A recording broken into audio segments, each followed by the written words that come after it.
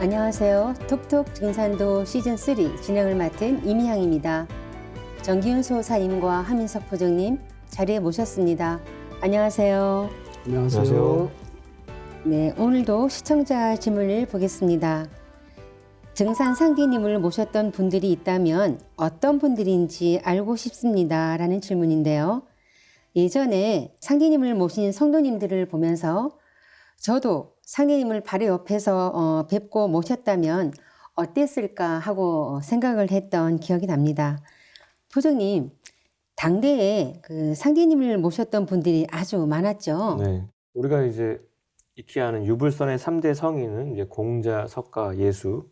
그분들은 이제 인류에 오신 사명이 이제 인류 교화라는 건데, 그래서 공자님은 72현, 그 다음에 불교에서 석가모니는 499 나한, 그 다음에 예수님은 12사도라고 하는 도통 제자와 이제 수제자를 배출을 하셨어요. 그래서 우주와 천지 만물을 이제 주제 통치하시는 조화주 하나님이신 상제님께서는 이제 후천 가을철 새세상 역사의 울로를 여시는 이제 천지공사를 집행을 하시기 위해서 오셨기 때문에 특별히 그런 그 선천의 성자들 같은 제자나 수제자를 선정하시지는 않으셨습니다. 근데 다만 이제 김영렬 성도님을 식주인으로 정하셔가지고 도문을 여신 이후에 이제 많은 성도님들로 하여금 천지공사에 이제 수종을 들게 이제 하셨고, 뒷날에 이제 정통 전수를 통해서 당신님의 도업을 계승할 인물이 나와서 이룰 수 있도록 이렇게 판을 짜 놓으셨는데, 그러니까 천지공사라고 하는 것은 선천의 그 삼국지에서로 말미암아 가지고 이제 큰 병이 들어 가지고 이제 파국의 일보 직전에 처한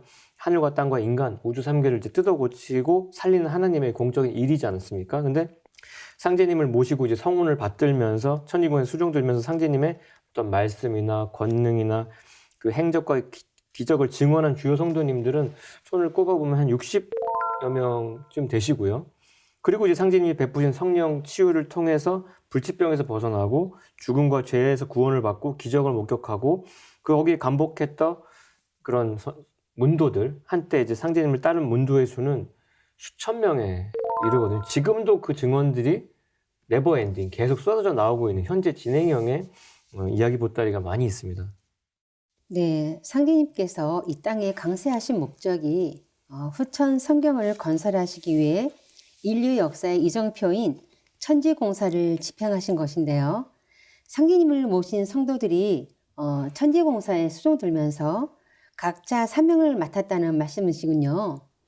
네, 그럼 어떤 사명을 맡았는지 또 그 주요 성도들을 중심으로 알아보면 좋을 것 같습니다. 수호사님께서 먼저 소개 좀 해주시겠습니까? 상제님께서는 어린이를 가장 먼저 도문에 들이셨습니다. 어린이. 그러니까 천지공사를 시작하시기 전부터 전에 이제 상제님을 만난 백봉남 그리고 김호연 성도, 이 두 성도가 천지공사에서 어떤 그 역할, 사명, 도수를 맡았느냐 하면 이제 어린이 문화를 개벽해서 인류 문화를 결실하는 간태 합덕도수, 두 주인공입니다. 이제 간태라는 말은 이제 팔괘에서 나온 말인데요. 이제 팔괘를 이제 한 가족으로 이렇게 보면 건괘와 곤괘는 이제 아버지 어머니가 되고, 그 다음에 진괘 손괘는 장남 장녀, 큰아들 큰딸 이래 되는 거고, 그 다음에 감괘 리괘는 이제 중남 중녀, 그 다음에 끝으로 이제 이 간괘와 태괘는 막내 아들 막내 딸. 그래서 간소남 태소녀 이렇게 이야기를 하거든요. 그래서 뭐 지리적으로도 보면 한반도를 이제 간소남이라고 하고, 이제 미국을 이제 태소녀라고 하는데, 이제 앞으로 후천 세상에서는 이 그 간태, 한반도와 아메리카가 이렇게 합덕을 해서 이제 후천 문명을 이렇게 이끌어 나간다는, 이렇게 되어 있는 거죠. 그래서 이 간소남 태소녀를 상징하는 남녀 주인공이 바로 이 복남이와 호연이, 백복남과 김호연 성도입니다. 이 상제님께서 어린이를 이렇게 처음으로 가장 먼저 도문에 들이신 것은 이 천지의 어린이 문화를 바로 잡아야만 후천 가을철 인류 새문화를 열 수가 있다, 이런 그 필연성이 있고요. 또 그렇게 해야 한다고 하는 상제님의 강력한 뜻이 깃들어 있기도 합니다. 그래서 이제 천지공사 뒤에 가면은 삼변 동문의 마무리 도수에 가면은 이제 상제님의 도읍을 완성시키는 뭐 막둥이 도수, 초립동이 도수 이런 도수들이 바로 이 간태 합덕 도수와 다 연관이 이렇게 되어 있습니다. 네, 어린이를 먼저 도문에 들이신 건 종교 역사에서 처음 있는 일이잖아요. 그만큼 그 후천을 여는데 어린이의 역할이 중요하다는 것이겠죠? 예, 상제님께서는 이렇게 말씀하세요. 지금은 포태의 운이니 어린아이의 세상이니라. 나의 도를 천하의 표를 읽고는 이제 초립동이니라. 그러니까 후천 새 문명을 이제 잉태하는 것은 어린아이로부터 이렇게 젊은 사람부터 시작해야 된다 이거죠. 그래서 초립을 쓰는 이게 어린이들로부터 시작을 한다. 또 예로부터 미륵님 제자는 초립동이다. 이런 말씀도 있습니다. 그러니까 미륵의 도는 젊어야 개척을 할 수가 있다. 새 문명을 여는 거니까. 사실 뭐 연세 많은 분들도 있지만 새 나라를 건설하는데 젊은이들이 많아야 되죠. 맞습니다. 그래 젊은이들은 때묻지 않고 순수합니다. 그래서 묵은 관념과 사상에 물들지 않아서 새 진리, 새로운 그 미륵 부처님의 진리를 쉽게 받아들일 수가 있기 때문이죠. 자, 이 간태합덕도수의 남자 주인공인 백봉남 성도는 밀양에서 태어났는데요. 태어난 지 8달 만에 영이 열리기 시작했습니다. 선천적으로. 그래서 3살이 되어가지고는 만물의 속을 다 들여다볼 수 있는 그런 능력을 가진 비범한 인물이었습니다. 뭐 만물의 그 본질을 다 이렇게 영적으로 이렇게 보다 보니까 동학혁명 때 그 전쟁 비사를 보면 황토현에서 이제 동학혁명군이 대승을 거두는데 그때 그 전투를 지휘를 했던 오세동이라고 하는 어린아이의 이야기가 나옵니다. 그 뭐 전설이 아니고 실제 있었던 이야기거든요. 그 주인공이 바로 이 백봉남 성도입니다. 백봉남 성도. 이 백봉남 성도가 이제 상제님을 찾아서 이제 전라도까지 갔는데 그 당시가 동학혁명이 한창이던 그런 그 정치 시국이었거든요. 그래서 얼떨결에 그 전쟁에 휘말렸는데 아주 그런 비범한 능력으로 어린아이가 그렇게 했던 거죠. 백봉남 성도는 3살 때부터 집을 나가기 시작했어요. 집 나가면 부모님이 찾아다가 집에 데려다 놓으면은 뭐 3살 되면은 뭐 엄마 아빠 뭐 따라다니기 바쁜데 그게 아니라 나는 꼭 만날 사람이 있어요. 또 집을 나가고. 그래서 그렇게 하니까 나중에 부모님도 포기를 하고. 그래서 자신의 천명을 깨닫고 참 하나님을 찾아서 헤매던 이 복남이 그 전라도 땅까지 가서 6살 때 그 전라도 고부에서 상제님을 처음으로 이렇게 뵙게 됩니다. 그때 이제 천지에서 밝은 영이 저분이 너희 아버지니 꼭 가서 배워라. 그 갱망리에 가서 상제님을 따랐죠. 근데 상제님은 그 어린 복남이를 6살짜리 복남이를 보시고 가라 이놈아 하면서 막 이렇게 내치고 이렇게 하셨거든요. 근데 그 어리지만 이 복남이는 끝까지 상제님을 쫄쫄쫄 따르면서 이렇게 하니까 상제님께서 마침내 그걸 받아 주시면서 천지공사에 심부름을 하기 시작을 했습니다. 그래서 백봉남 성도는 뭐 뒤에 이야기도 나오겠지만 이 선천을 마무리하는 그런 주인공을 상징하는 인물의 역할로서 이 천지공사에 참여를 하고요. 상제님 그렇게 쓰시고 또 복남이한테는 나를 아버지라고 불러라 이렇게 명하셨습니다. 상제님의 아들이 된 거죠. 그리고 이제 그렇게 뭐 영을 너무너무 밝으니까 상제님께서는 이제 그걸 영기를 눌러가지고 이렇게 밝은 기운을 이렇게 거두셨어요. 너무 이렇게 막 튀고 세상에 나면은 안 되니까 상제님이 천상으로 가시기 3년 전에 이제서야 다시 기운을 열어주시면서 때가 되었으니 네가 이제 모든 영을 봐야 된다. 그리고 내가 가고 없으면 그 뒤에는 경만장한테 가서 안내성 성도한테 가서 네가 역사를 해라. 이렇게 이제 유명을 남기기도 하셨고요. 상제님은 이 복남이를 어떤 히든 카드로 쓰시기 위해서 그러니까 삼변도원의 마지막 마무리하는 주인공과 연결이 되어 있기 때문에 이 비장의 카드를 숨겨야 되기 때문에 이름을 자꾸 바꾸셔갖고 뭐 백인수다, 뭐 백운기다 이름 12개나 되었다고 해요. 그러니까 사람들은 헷갈려가지고 이런 비범한 인물이 있는 줄 모르도록 상제님께 만드셨죠. 근데 백봉남 성도는 자신이 그 천지공사에 이렇게 신부를 하면서 겪었던 중요한 사건들을 그 아들한테 다 이야기를 해서 그걸 기억하게 합니다. 그리고 때가 될 때까지 이야기를 하지 말아라. 근데 나중에 이제 백봉남 성도가 안내성 성도 교단에서 이렇게 있다가 나중에 이제 정산도에 이제 태창정 도사님, 정도사님께서 도전을 간행하는 도전 성편을 하기 위해서 답사를 하는 과정에서 이 백봉남 성도의 아내, 그다음 백봉남 성도의 아들을 만나게 되시고 거기서 이제 백봉남 성도에 대한 것을 다 이렇게 정언을 이렇게 다 하게 되죠. 우리 아버지에 대한 거, 우리 남편에 대한 거. 그러면서 이 막둥이 도수의 비밀, 실체가 드러나서 도전에 이렇게 실려서 세상에 드러나게 되었습니다. 네, 예수님께서 스스로를 하나님의 아들이라고 했는데 그 백봉남 성도는 그 조아조 하나님이신 증산 상제님께서 직접 아들로 이렇게 인정해 주신 거군요. 아, 정말 놀라운데요.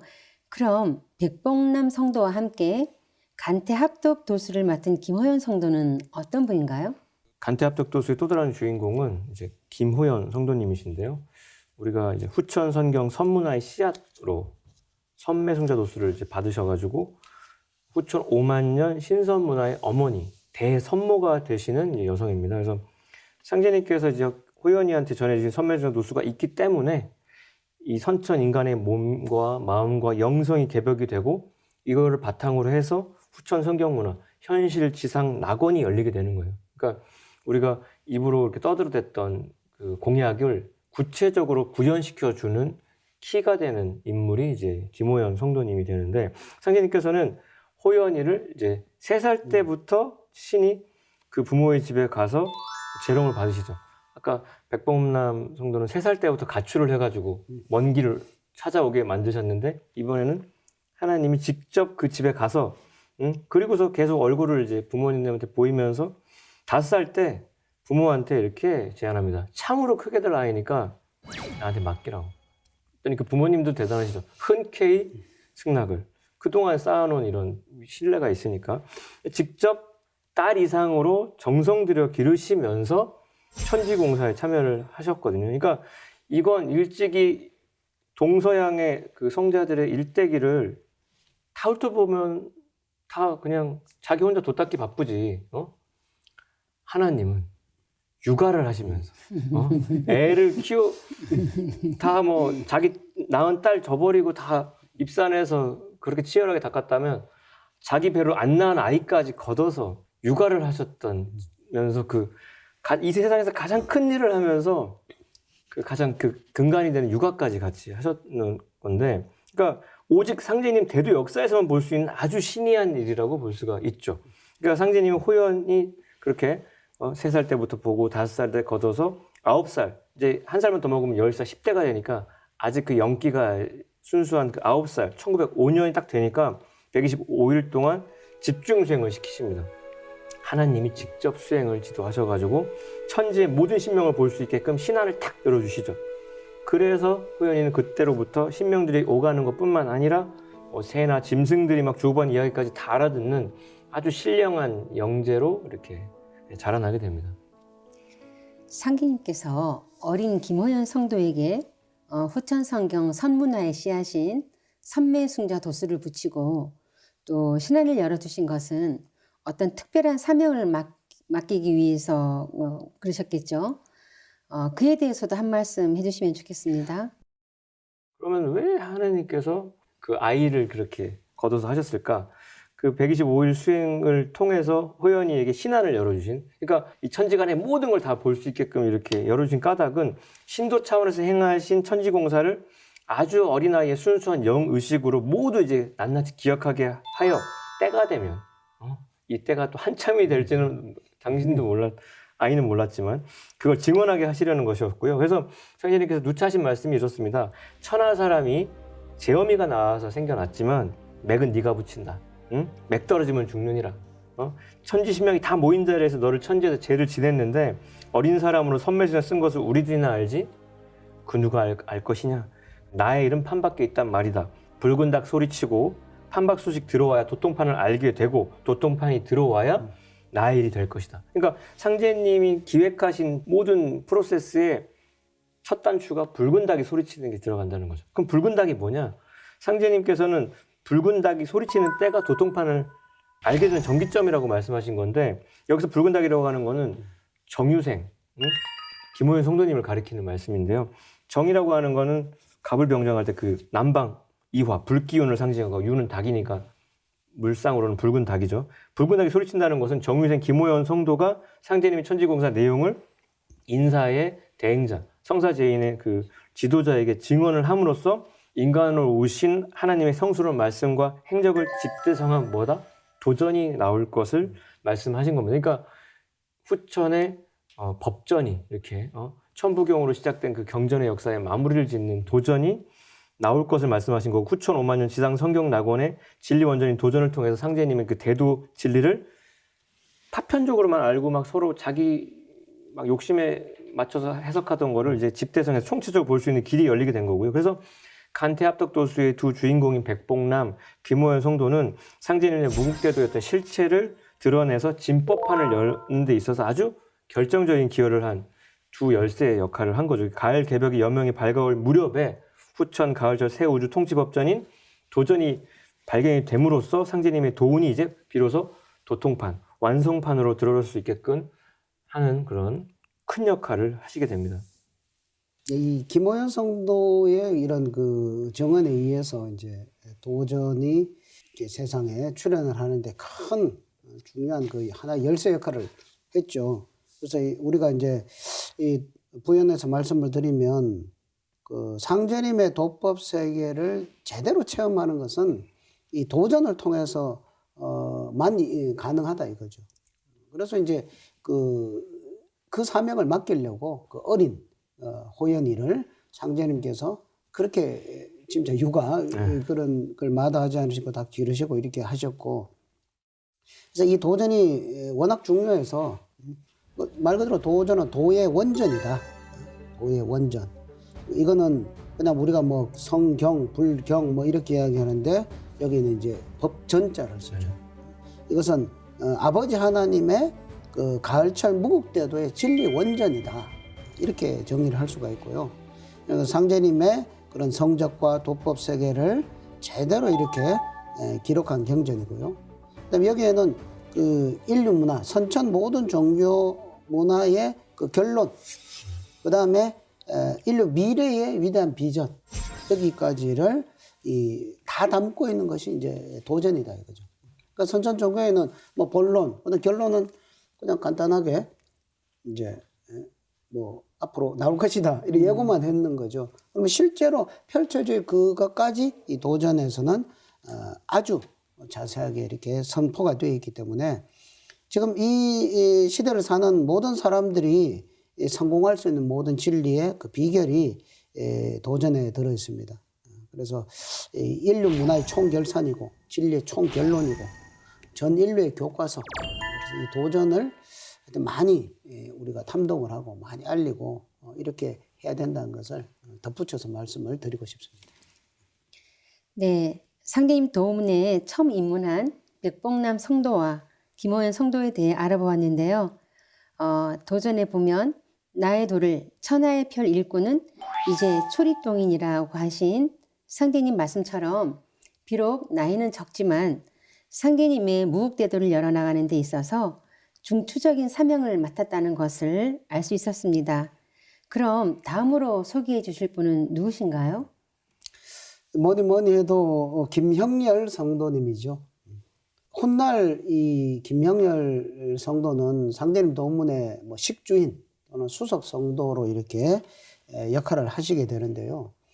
천지공사를 상제님께서 시작하기 한참 전에 상제님 소년 시절에 이제 김형렬 성도를 이렇게 만나십니다. 그 이제 태인 매당에 있는 그 불출함에서 이렇게 만나시는데요. 뭐 여기에도 아주 깊은 그런 뜻이 이렇게 담겨져 있는데, 땅에서 불출함이라는 것이 이제 땅에서 바위가 솟아올랐는데 부처님 모양의 바위가 솟아올랐다. 그래서 그 부처님 미륵 부처님이죠. 미륵 부처님한테는 부인이 계세요. 자시 부인. 그래서 그 파이가 2개가 이렇게 솟아 올라있는데 그걸 그대로 이렇게 불상으로 이렇게 해서 그 불출함에 모시고 있습니다. 그러니까 땅 속에서 솟아오른 그 미륵 부처님을 모시는 그런 절에서 상제님과 김형렬 성도가 우연 아닌 우연으로 이렇게 딱 만나는 어떤 그런 예식을 이렇게 했다라고 볼 수가 있는데요. 그걸 인연으로 해서 내가 이제 천지공사를 하려고 한다. 그래서 내가 너희 집에 들어가겠다. 1902년 내 이제 상제님께서 그 4월 13일 날 김명을 성도 집으로 찾아가셔가지고 거기서 이제 상제님과 이렇게 대화를 하면서 오케이 이렇게 되어가지고 이제 그때부터 도문의 식주인이 되어서 거기서 모여서 이제 천지 공사를 보려면 모이는 사람들 뭐 일단 밥을 먹어야 되잖아요. 그래서 그 밥 먹는 거를 다 됐기 때문에 식주인 먹을 식자 그 주인장이라고 하죠. 김명일 성도 집에 들어가지 이제 사흘째 되던 4월 15일부터 9월 19일까지 이렇게 수행을 시키십니다. 뭐 한 5달 좀 더 되죠. 약 150여일을 수행을 시키십니다. 그래서 김명일 성도가 그러니까 신명을 다 보고 뭐 이렇게 풍우를 짓기도 하고 상제님의 그런 성령에 이렇게 점화가 돼가지고 천지 신명들이 상제님께 이렇게 와서 천명을 받고 이런 것들을 다 이렇게 목격을 하게 됩니다. 그래야지 심부름을 할 거 아닙니까? 그렇게 해서 이제 이 천지공사의 첫 발걸음이 김명일 성도 집에서부터 이렇게 시작이 되게 됐습니다. 김형렬 성도가 수석 성도로서 그 증산 상계님을 따르고 모셨지만 인간의 모습을 하고 계신 그런 상계님을 하나님이라고 이렇게 믿기는 어려웠을 것 같은데요. 그런데 그 김형렬 성도가 상계님을 하나님으로 인식하게 된 계기가 무엇인가요? 뭐 하나님 인간으로 왕실을 하셨지만 겉으로 보면 그냥 그렇죠. 인간의 모습이시죠. 그러니까 김명열 성도는 상제님의 그 신이하심, 뭐 그 불출하면서 만나실 때도 이렇게 상제님께서 공중을 붕 이렇게 뜨셨거든요. 이거 뭐 엄청난 일을 겪은 거죠. 그러니까 참 신이하신 분이다 이랬는데 상제님께서 진짜 하느님인지 이런 것은 뭔가 감이 잘 안 왔겠죠. 근데 제일 확실한 것은 직접 천상에 가보는 게 제일 확실하죠. 상제님께서 하루는 형제라 평소에 네가 너의 지극한 소원이 천상에 올라가서 천조를 보고자 하는 것이니 오늘은 이를 허락하리라. 저는 도전 보면서 제일 부러웠어요. 이 부분이. 천상 세계가 어떻게 되었을까? 또 천상에는 하느님이 계시고 거기에 천상 조정이 있다고 하는데 야 거기 한번 가보면 좋겠다. 늘 그런 소원을 품고 있으니까 오늘은 내가 그거를 해주겠다. 내 뒤를 따르라. 그래 따르니까 호련히 천문이 하늘문이 이렇게 날다랗게 열리면서 형렬이 그냥 새가 된 것처럼 날개가 돋쳐갖고 신선이 된 듯 가볍게 하늘을 날아올라 상제님을 모시고 이렇게 따라가게 됩니다. 그렇게 해서 이제 천상에 다다랐어요. 가니까 그 천상 조정에 문무백관들이 쫙 이렇게 있고, 그죠? 상제님의 명을 받기 위해서 전부 이렇게 모여서 기다리고 있는 거예요. 그러니까 보니까 전부 관복을 입었는데 아주 전부 밝은 환한 빛과 같은 이런 관복을 입고 있고 그 선명한 옷차림, 그 색감 이런 것들이 조화가 돼갖고 이 인간 세상과는 그런 것이 완전히 다르더라 이거죠. 그리고 거기 있는 문무백관들의 뭐 이런 이제 언행, 규범 이런 것들이 너무너무 정연하고 눈부시고 뭐 동정 어묵이 우아하고 뭐 그렇게 표현합니다. 김명수는 자기가 본 걸 표현했겠죠. 또 활락하며 환하고 밝아서 마치 어린아이와 같더라. 그래서 어느 대전에 이제 딱 이러니까 그 대전에 이러니까 거기에 용상이 있더라 이거죠. 임금님이 앉는 그 하늘 천상 임금님이 앉는 용상이 딱 있는데 황금과 백옥으로 용, 봉황, 거북, 기린 온갖 아름다운 진승들을 새겼는데 그 빛이 휘황찬란해서 눈을 이렇게 바로 쳐다볼 수 없을 정도로 빛으로 이렇게 하나님의 보좌, 그 백보좌가 이렇게 보인다 이거죠. 자기가 모시고 간 상제님이 그 보좌에 딱 앉으시더라 이겁니다. 딱 앉으시니까 만조백관들이 상제님께 딱 절을 올리더라. 김명일 성도가 뭐 그 뒤에도 이제 천상에 올라가서 뭐 조사님 뵙고 이런 이야기들은 도전에 많이 나오지만 약하고요. 하여튼 이런 천상 세계 신비한 기적을 체험하고 나서 김명렬 성도는 야, 내가 보시는 바로 이분이 천상 보좌의 우주 통치자 하나님이시구나. 이런 것을 조금 더 의심 않고 믿게 되었죠. 그래서 이제 도가에서는 이제 황제님이 계신 중심 하늘을 이제 대라천이라고 하고 그 대라천의 수도가 이제 옥경이죠. 그래서 김명렬 성도님이 그 버킷리스트를 이루신 얘기가 구도자라면 정말 바라는 거고 그렇죠. 또 뭐 종교인들은 죽어서 그곳 가고 싶어서 그렇게 기도를 뜨겁게 하는데 그렇게 김명렬 성도가 옥경에 올라가서 백보자 그 보좌에 앉아서 우주를 통치하는 상징을 목격했으니까 이거는 뭐 요즘 말로 빼박이다. 와, 내가 줄을 잘 섰구나. 이런 생각이. 그러니까 안 보면 모르는 거고 그렇죠. 긴가민가 하는 건데 그래서 정욕을 완성한 김일부 대상 성사님도 옥경에 신이 이제 지상에서 만나기 전에 올려서 신원을 밝혀주신 것도 있고 그렇지만 그렇게 보고 왔지만 김명렬 성도님이 천지공사의 수종을 들며 겪은 어려움과 공궁이라는 것은 참 결코 쉬운 일은 아니었다. 보고 왔어도 그게 그 일심을 그렇게 유지한다는 건 쉽지 않았겠다라는 생각도 더불어 드는 면도 있습니다. 네. 요한계시록에 나오는 사도 요한이 그 천상 백보좌에 앉아 계신 하나님 아버지를 칭찬하는 장면이 떠오르는데요. 김형렬 성도가 백보좌에서 우주를 통치하시는 상대님을 보고 정말 깨달음의 충격이 컸을 것 같습니다. 자, 그럼 상대님께서 김형렬 성도에게 내려주신 사명은 무엇인가요? 김명렬 성도에게도 이 천지공사에 수종 들면서 심부름을 하면서 맡은 사명, 역할이 있죠. 그러니까 김명렬 성도의 집에서 이제 천지공사를 시작을 하셨고 또 나중에 상제님께서 천지공사 9년 천지공사를 마치시고 천상으로 환공하신 것도 김명렬 성도의 집에서 이렇게 있다가 가시거든요. 그러니까 그 9년 동안 첫 공사에 참여한 이후로 변치 않고 상제님과 함께 살았는 겁니다. 그래서 그러니까 전 과정을 다 했기 때문에 김명렬 성도는 김호연 성도도 마찬가지죠. 어리지만 그 천지공 시작하기 전부터 상제님을 하고 그냥 붙어 살았죠. 상제님 천상으로 가실 때까지 붙어 살은 겁니다. 그래서 9년 천지공사 전체를 목격을 해서 이 상제님의 말씀과 공사 내용을 증언하는 중보자 사명을 이렇게 부여받게 됩니다. 그러니까 김명렬 성도도 그 증언자의 사명을 받고 김호연 성도도 그 증언자의 사명을 받고요. 그래서 상제님 그 천지공사 내용이 김명렬 성도와 그의 아내 김호연 성도 나중에 두 분이 부부였거든요. 이 두 분의 증언으로 세상에 전해짐으로써 도전 전체의 틀이 이렇게 구성이 됩니다. 그러니까 이 두 분이 없으면 도전 틀이 만들어질 수가 없는 거죠. 김호연 성도는 이제 어릴 때부터 마치 동화 같고 그 영적 세계 신비로운 어떤 신도 조화권을 드러내는 그런 감성적인 언어로 이렇게 증언을 이렇게 했고, 그다음 김명렬 성도는 좀 남성적이고 그다음 이성적이고 또 진리의 선언적인 이런 내용이 중심이 되어서 그런 증언들이 되어서 지금의 도전이 나올 수 있는 가장 밑바탕을 이렇게 이 두 분의 희생으로 인해서 만들어질 수가 있었던 것입니다. 네, 수석 성도이신 김형렬 성도가 증산 상제님이 하나님이신 걸 깨닫고 일심신앙하셨다는 것을 알아보았는데요. 그런데 인간으로 강세하신 하나님을 모시고 있다는 걸 깨달았다면 그냥 가만히 있지만은 않았을 것 같은데요. 그렇죠. 예를 들어서 우리 집에 들어온 사람이 나라의 대통령이었다고 생각하면 혹은 대권 주자였다고 생각하면 그것만으로도 우리가 마음이 다른데 우주의 대권을 쥐고 있는 분이라고 할 때 가만히 있을 수가 없죠. 그래서 김명렬 성도님이 도문에 들어온 이후에 하나님이 강세했던 소식을 주변에 전하게 되죠.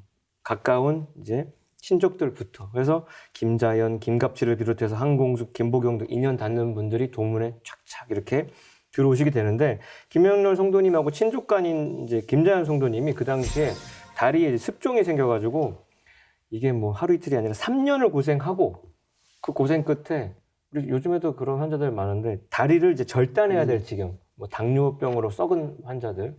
그때 김명렬 성도님이 딱 찾아와가지고 상제님께서 당신의 그 아내의 고질적인 그 산후통을 뚝딱 고쳐주신 내력을 이렇게 전하면서 거기 용한다. 우리 상제님 직접 한번 찾아봐라. 너 그건 그러면서 근데 이제 이게 병이 깊어지면요 우울해지거든요. 무슨 말을 해도 내가 백방으로 다 노력해봤는데 뭐 다 소용없지 하면서 모든 걸 체념한 김자연 성도님이 이제 사양을 했어요. 그랬더니 야 이게 뭐 이런 병이 뭐 대수냐?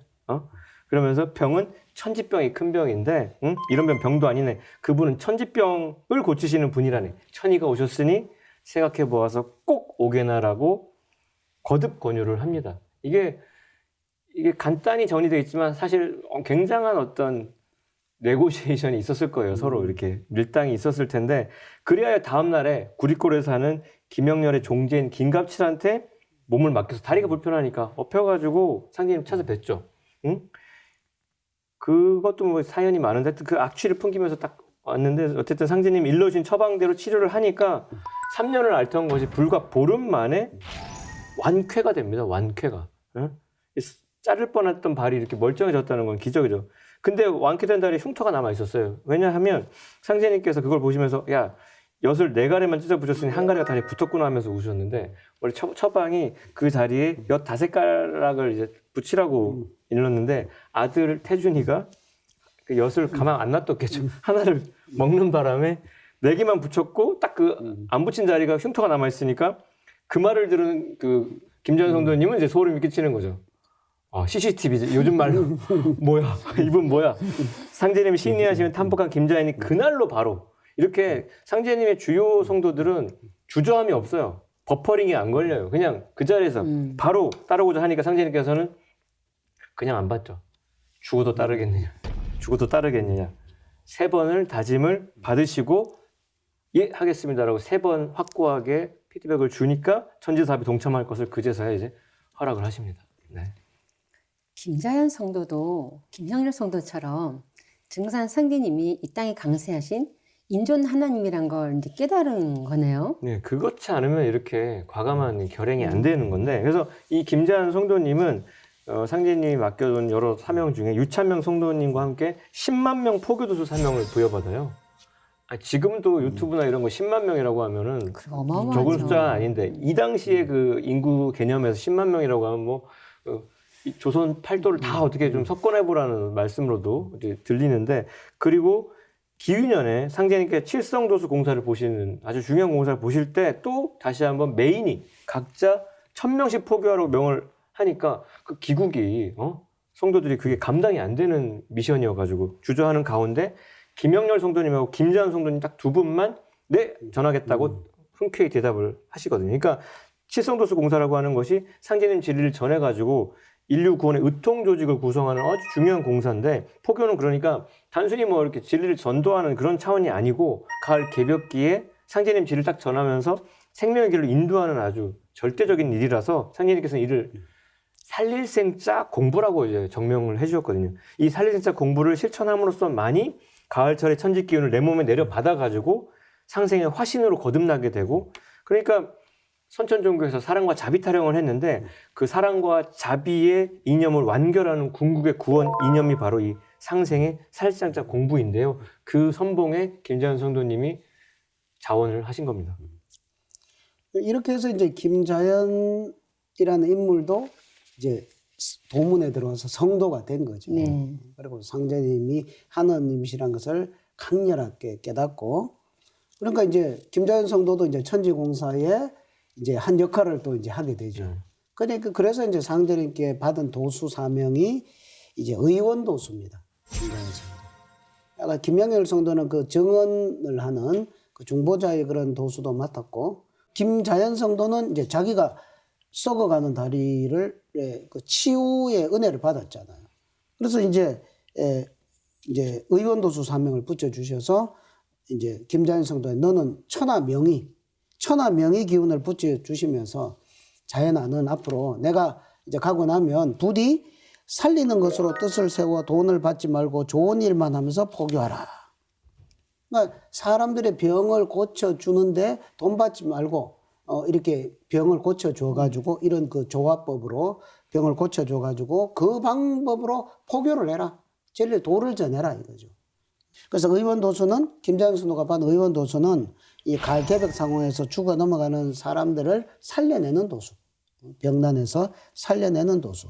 그래서 상제님 일꾼들이 이 의원 도수를 성취를 해서 사람을 많이 살려내면, 아까 뭐 10만 명을 살려내고 이렇게 하게 되면 그 공덕에 따라서, 그 사람을 살려낸 그 공덕에 따라서 이게 사람들이 받들어줘 가지고 후천 성경에서 이제 신선도수, 그냥 단순히 뭐 내가 돌을 많이 닦아서 그냥 내 혼자 도통을 해서 신선해 이런 것이 아니라 살릴 생자 공부를 잘해서 많은 사람들의 생명을 살린 그 은덕으로 자기가 선의 생명을 부여받는 이런 신선도수로 펼쳐지도록 상제님께서 이 두 역할을 이 두 인물에게 이렇게 맡겨주셨습니다.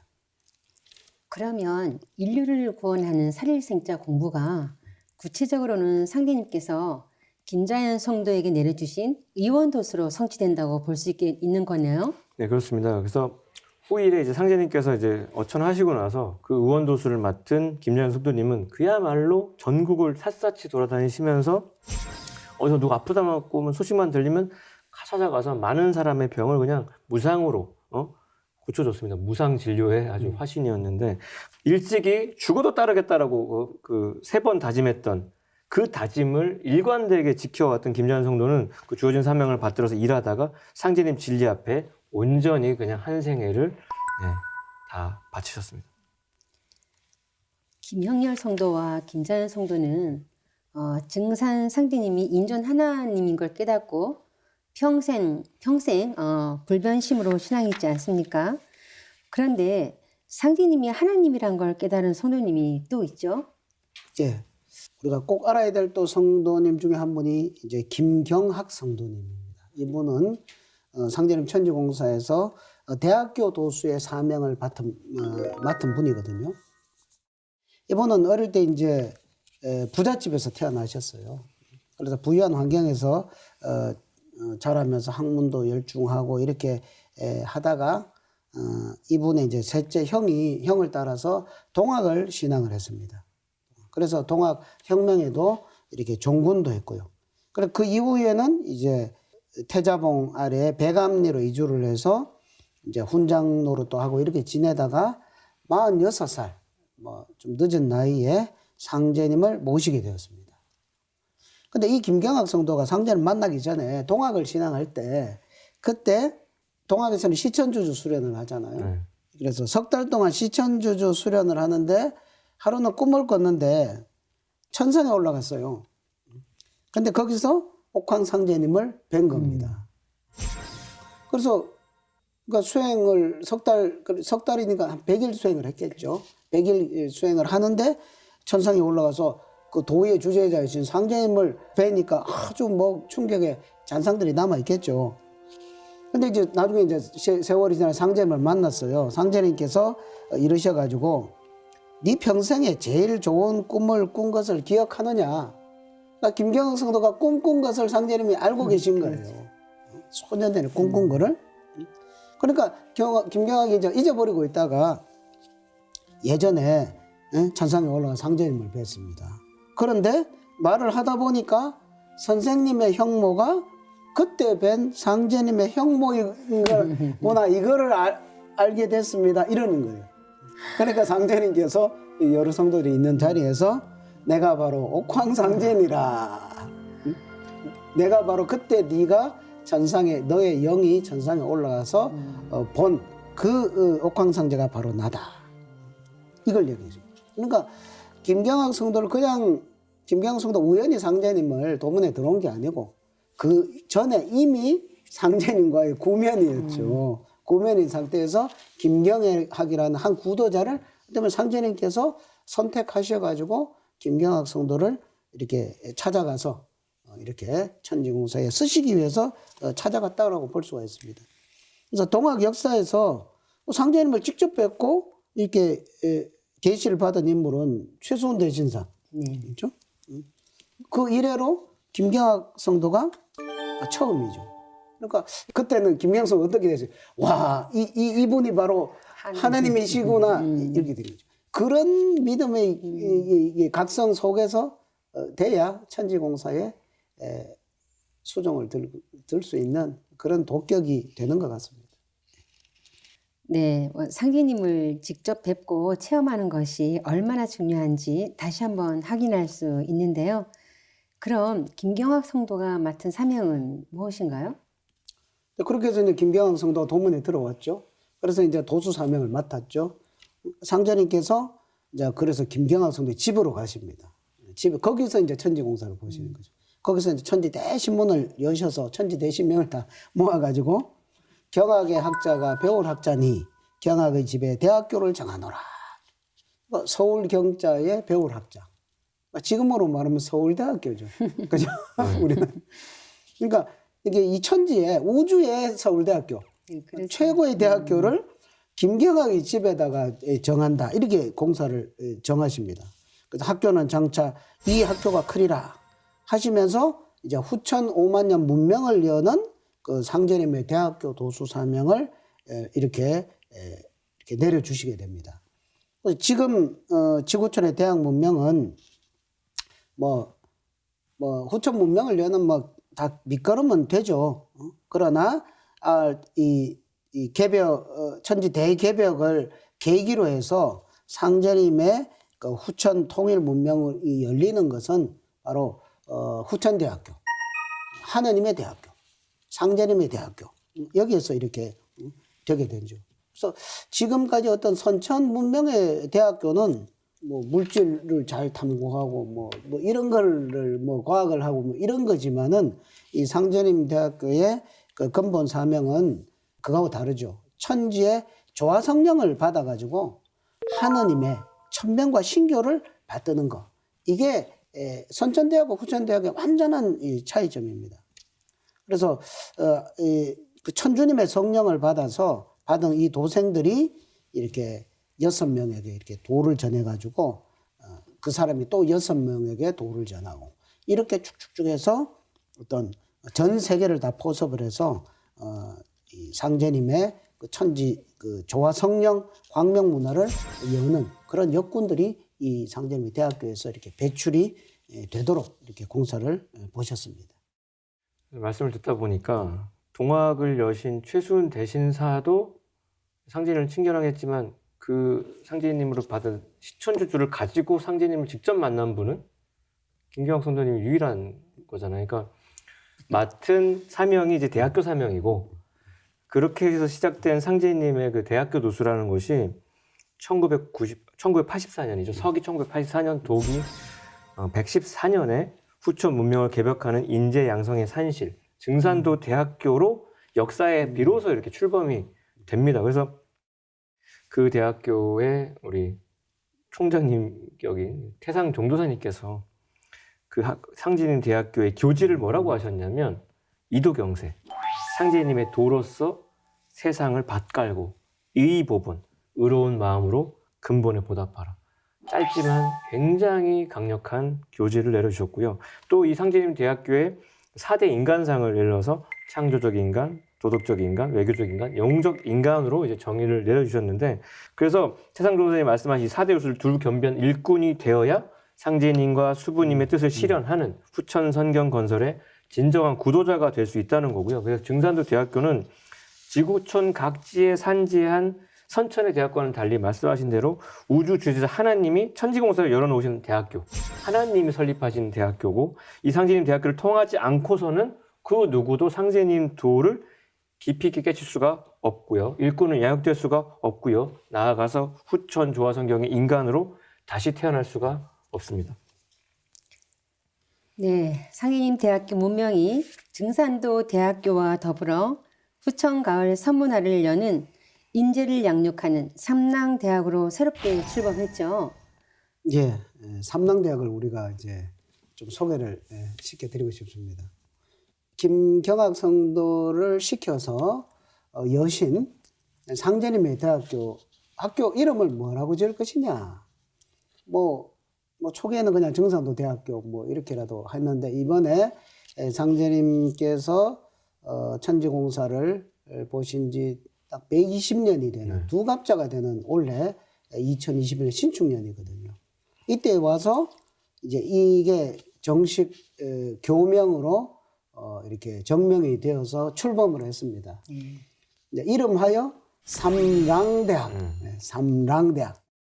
왜 삼랑대학이라고 하느냐? 우리 그 동방 한민족의 역사 문화의 근원으로 거슬러 올라가 보면 이 9,000년에 달하는 이 기나긴 그 역사 문화 속에 흐르는 그것을 이끌어온 주체 세력이 있는데 그것을 삼시랑이라고 했습니다. 삼시랑. 그러니까 석삼자에 모실 시자, 그다음에 낭도할 때 랑자. 그러면 이게 무슨 뜻이냐? 그러니까 삼신상제님을 모시는 낭도 이런 뜻입니다. 그러니까 이게 이제 상제님의 대학교의 어떤 정신을 아주 이렇게 문화적으로 표현을 하고 있는 거죠. 그러니까 삼신상제님을 모시는 사람, 천주님을 모시는 사람, 또 동학주문의 시천주를 하는 그런 사람, 또 삼신상제님 진리의 수호자.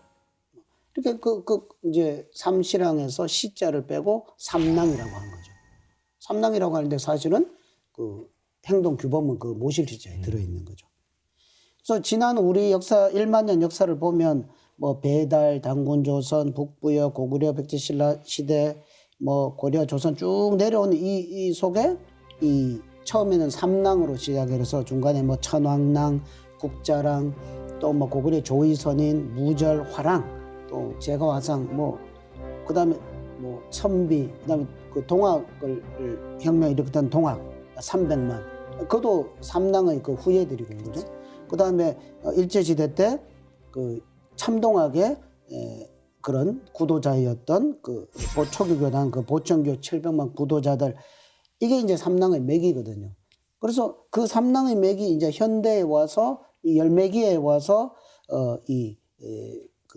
삼신상제를 모시고 천명과 신교를 받는 그 역할을 하는 그 현대에 이 삼랑을 낳는 게 바로 이 삼랑대학이다 이거죠.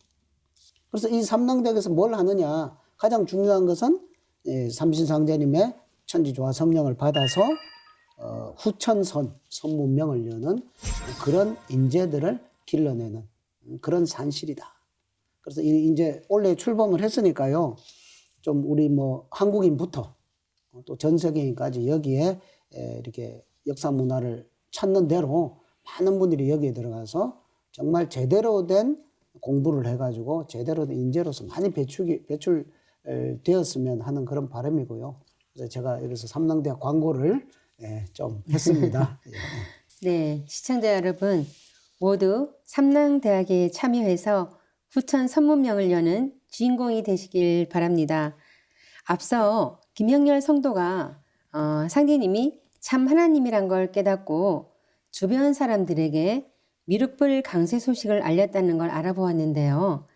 김경학 성도도 상제님이 바로 자신이 찾던 인존 천주님이란 걸 깨닫고 그 소식을 주변에 전하셨죠. 네, 그렇습니다. 그래서 그 김경학 성도님의 배감리 아랫마을의 세울에 최창조라는 인물이 있었는데 그 최창조라는 인물이 이제 김경학 성도님의 인도로 도문에 들어오죠. 최창조라는 분은 한때 감찰관도 지냈고요, 대농이었고요, 금광을 운영하는 부자였습니다. 그런데 이웃마을에 사는 김경학이 먹고 살만한 놈인데 전심으로 상제님을 따라, 그리고 제가 다 바쳤네 뭔가를, 그 막대한 재산을. 연유를 물었더니 김경학 성도가 그분 말씀을 들어보면은 앞으로 좋은 세상이 온다는데 도술이 어찌나 높은지 귀신도 부린다 마음대로. 그분은 참으로 하나님이신 게 틀림이 없다. 이 언어가 이제 확신에 꽉꽉 눌러져 가지고 기운이 딱 전달이 되니까, 그러니까 그 김경학 성도님은 성심을 다해서 상제님의 신성하심을 보고 느낀 대로 진솔하게 담백하게 전달한 거죠. 이에 최창조 성도가 귀가 탁 트인 거예요. 솔깃해가지고 자신도 상제님을 모실 수 있게 해달라고 이제 부탁을 딱 하죠. 아니 이 정도 급이면은 어떤 부탁도 그 조선 바닥에서 오케이 사인이 떨어질 텐데, 이 상제님에서 누가 따르고자 한다고 하면 나를 따르는 거야. 지 마음이지 내가 따르라고 말을 하겠냐. 네 선택이다. 근데 자연스럽게 받아주는데 김경학 성도가 상제님께 나아가서 저 친구 중에 최창조라고 있는 상제님 따르고자 하니까 받아주십시오 했더니 이미 아시고 이미 아시고 창조는 부자가 아니냐. 고패금을 많이 바치라고 해라. 상제님의 그 클래스가 이렇습니다. 그래서 경강이 여쭈이 얼마를 바치라고 할까요? 일신천금이니 고패금 1000냥을 바치라고 해라. 상제님께 다시 이르시기를 꼭 그렇게 전해라잉. 꼭 그렇게 전해라잉. 저돈 아끼는 거나 내가 도 아끼는 거나 매일반이라고 그래라잉. 그러니까 중통인이 하신 상제님, 지심대도술의 상제님은 그런 막대한 돈을 불렀을 때 또 내면에서 생기는 그런 마음자리까지 다 흐르시고 그 다음 자리에 메시지까지 전달을 딱 하니까 경악이 창조할 때 상제님 말씀을 그대로 전했겠죠? 그랬더니 이 클래스가 또 남다른 최창조 성도님 그 말이 떨어지기가 무섭게 창조에게 일신천금인데야 그것도 못하겠냐고 친구한테 딱 그렇게 얘기를 하고 내 1000냥 바치고 당장 입도하고 말고 지금 그래서 뭐 김영렬, 김자연, 뭐 김경학 이 최창조 성도님까지 오면 버퍼링이 진짜 없어요. 그냥 그 자리에서 인생을 정리하는 분들이에요. 그래서 기꺼이 상제님을 따르겠다고 다짐을 하고요. 그 다음 풍경을 보면 최창조가 곧바로 인부 10사람에게 각각 100냥씩 1000냥을 지우고 김경학과 함께 상제님을 찾아뵙고 따르기를 청하니까 상제님이 그 정선에 감탄하시면서 무릎을 탁 치시면서 한마디 천금도통 최창조로다. 이게 하나님이 아주 가볍게 인정을 하신 거죠. 그렇게 깨끗하게 바친 정성에 아주 그 기운을 그대로 받으셨고요. 그래서 상제님은 훗날 이 최창조 성도님한테 삼신도수를 붙이셨는데 지금까지 우주의 여름철까지 올 동안에는 천지의 불기운으로 사람을 이렇게 낳고 기르는 선천에 여름철 보면 이제 끝났습니다. 이제 가을 천지가 열림에 따라서 성숙한 가을에 인간을 낳는 삼신이 인간 낳는 기운인데 삼신도수가 발동을 하는데 조물주 삼신의 신권을 대행해서요. 후천 가을철에 인존의 자손줄을 태워주는 도수가 삼신도수예요. 상제님 질리니까 이런 이야기를 이렇게 말로 이렇게 나눌 수 있다는 건데 다가온 후천 가을 세상이라는 건 인간이 하나님이 되는 인존 시대입니다. 인간이 하나님이 됩니다. 인존의 자손수를 내려주는 주제자가 오게 되는데 이 조물주 삼신의 인사를 무려 최창조 성도가 천금도통 최창조 성도가 그 막대한 거사를 맡게 되는 거죠. 또 김경학 성도님이 서울경자, 배울학자, 서울대학이라는 그 이름 기운이 이름대로 그 후천 대학교 도수를 맡았던 것처럼 최창조 성도님의 조남도 창성할 창자에 복조자인데 하늘 복조자거든요. 그게. 그러니까 이름 기운을 취해서 그를 지극한 하늘복을 받아내려서 생명을 탄생시키는 삼신도수의 주인공으로 우뚝 세우셨습니다. 네, 포도님 말씀 들으면서 다시 한번 이렇게 상계님은 정말 하나님이 분명하셔 이런 마음이 또 들잖아요. 네, 정말 직접 뭐 김영렬 성도라든지 김경학 성도도 직접 천상에서 뵙고 오셔서 자신감 있는 확신에 찬 이런 어조로 이렇게 포교를 하고 전달을 하니까 그분들이 다 이렇게 들어오게 되는 게 아닌가 싶습니다. 지금까지 상계님을 모신 주요 성도와 사명에 대해 알아보았는데요. 더 자세한 내용은 참 하나님의 말씀과 성적이 담긴 인류의 교과서 도전에서 만나보시기 바랍니다. 그럼 다음 시간에도 계속해서 상계님을 모신 성도들에 대해 알아보겠습니다.